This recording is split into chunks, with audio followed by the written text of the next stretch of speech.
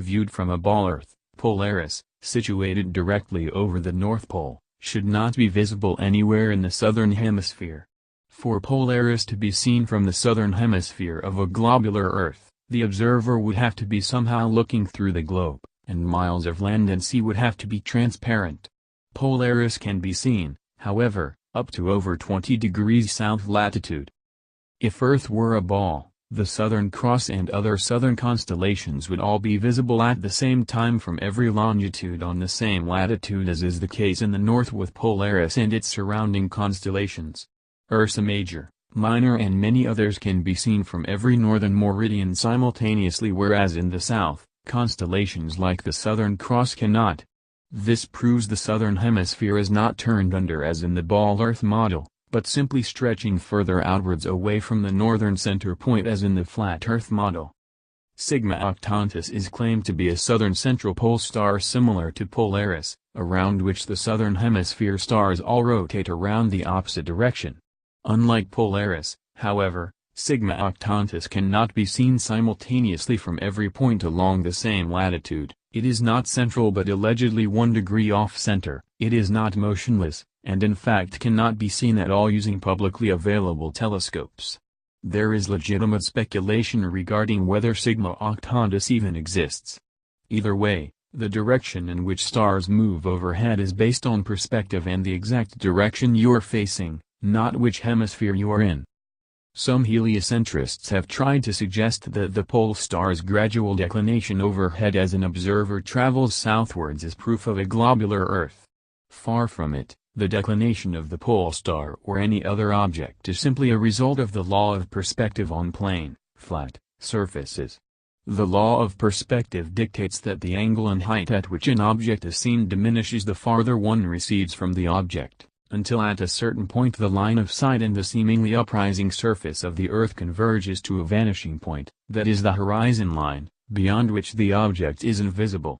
In the ball Earth model the horizon is claimed to be the curvature of the Earth, whereas in reality, the horizon is known to be simply the vanishing line of perspective based on the strength of your eyes, instruments, weather and altitude. There are several constellations which can be seen from far greater distances over the face of the Earth than should be possible if the world were a rotating, revolving, wobbling ball.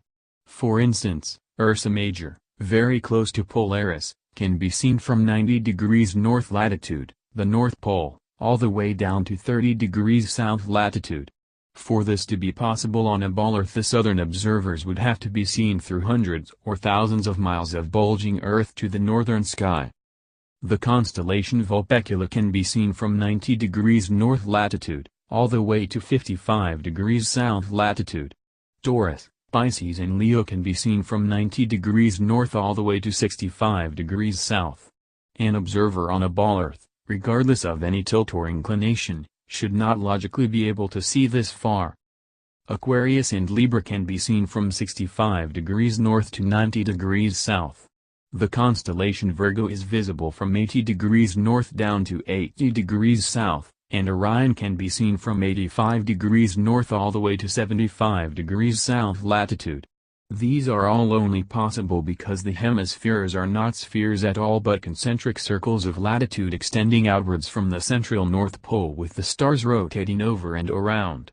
The so-called South Pole is simply an arbitrary point along the Antarctic ice marked with a red and white barbershop pole topped with a metal ball Earth. This ceremonial South Pole is admittedly and provably not the actual South Pole, however, because the actual South Pole could be demonstrably confirmed with the aid of a compass showing north to be 360 degrees around the observer. Since this feat has never been achieved, the model remains pure theory, along with the establishment's excuse that the geomagnetic poles supposedly constantly move around, making verification of their claims impossible. Ring magnets of the kind found in loudspeakers have a central North Pole with the opposite South Pole actually being all points along the outer circumference.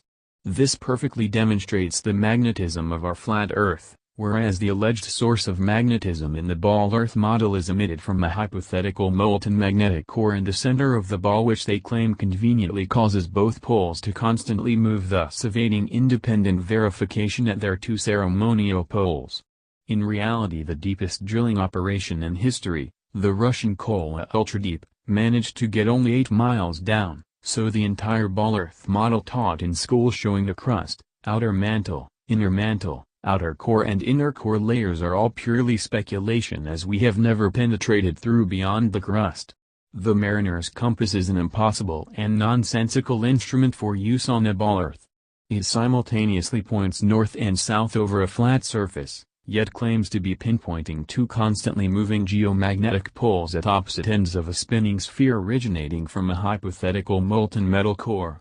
If compass needles were actually drawn to the north pole of a globe, the opposing south needle would actually be pointing up and off into outer space. 109. There are no fixed east or west points, just as there is no fixed south. The north central pole is the only proven fixed point on our flat Earth, with south being all straight lines outwards from the pole, east and west being concentric circles at constant right angles 90 degrees from the pole. A westerly circumnavigation of Earth is thus going around with Polaris continually on your right, while an easterly circumnavigation is going around with Polaris always at your left. Magellan and others' east-west circumnavigations of Earth are often quoted as proof of the ball model. In actual fact, however, sailing or flying at right angles to the North Pole and eventually returning to one's original location is no more difficult or mysterious than doing so on a globe. Just as an architect's compass can place its center point on a flat piece of paper and trace a circle either way around the pole, so can a ship or a plane circumnavigate a flat Earth.